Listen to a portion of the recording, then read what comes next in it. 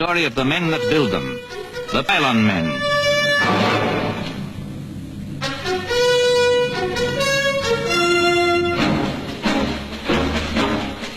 These are the men who have made danger their stock in trade. Real-life danger men who climb up to a world of work that most of us might conveniently ignore. But it must be done. This is how they build the 165 feet high steel towers that will carry the Central Electricity Generating Board's cables across Sussex and Hampshire to the West Country.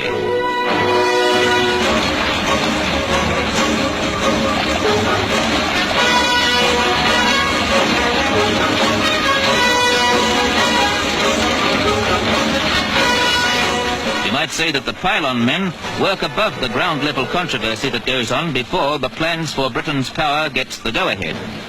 But when the decisions have been made and the best course plotted, the steel giants stride 5 to the mile across the fields, and the huge dish insulators can be slotted into place.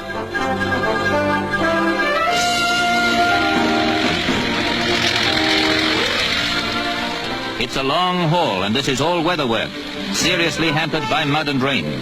But on average, the pylon men complete 2.5 miles of their route every week.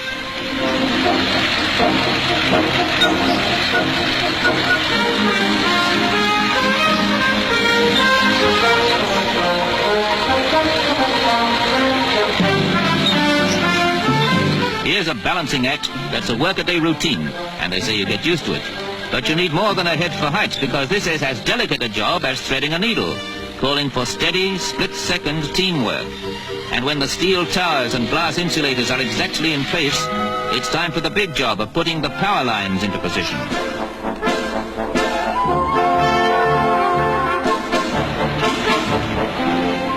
This is a hard slog that usually goes on miles from anywhere, so the pylon men have to be self-supporting and keep the tools of the trade with them on the spot, which means giant cable drums have to keep rolling across country as the towers go on ahead. 4 steel-cored, aluminium-coated conductor cables make what the pylon men call a bundle. Their job?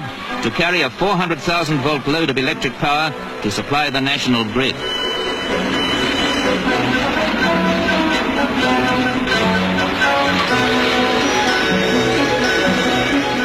There's no room for a wayward wire, so the job of pulling the conductor cables up into place is a radio-controlled operation, fined down to the last millimeter, so that the bundle is stringed, as they call it, through the insulator at exactly the right tension, sometimes a tense moment.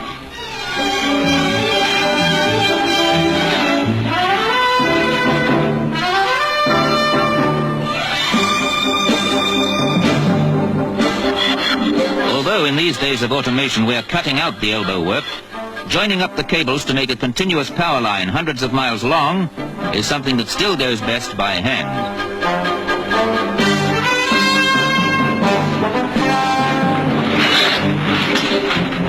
Putting cables underground costs 10 times the price of pylon power. When the railways were first laid down, it was feared the flaming hot coals would burn up the whole of Britain. Now the age of steam is over, people are more concerned that we've lost our railway heritage. In days to come, pylons too may have their champions, eager to preserve them as historic monuments. But the job of spacing the cable goes on, calling for a high-wire act that would thrill any circus audience.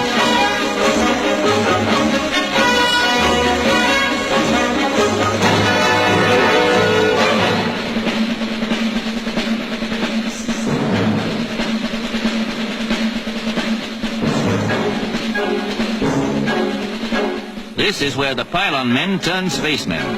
So the wires don't bang together and short the whole system. They're kept apart by flexible spacers, what you might call keeping up the high tension.